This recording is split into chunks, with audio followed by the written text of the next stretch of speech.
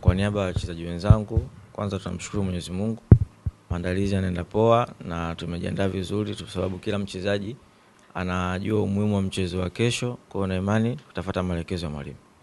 Kama wachezaji, kila mchezaji anafahamu umuhimu wa mchezo wa kesho. Kwa hiyo na imani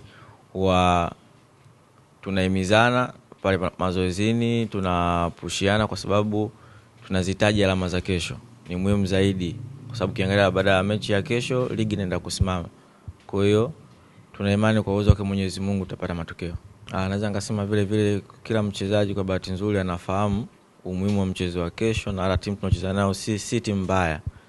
Wamepata matokeo mechi yao iliyopita katika uwanja wa nyumbani dhidi ya club kubwa. Kwa hiyo na imani game plan yao itakuja ni kama ile mechi iliyopita. Kwa hiyo haitakuwa mechi rahisi kwa upande wetu. Kwa hiyo tutafuata maelekezo ya mwalimu kuhakikisha tunaweza kupata matokeo.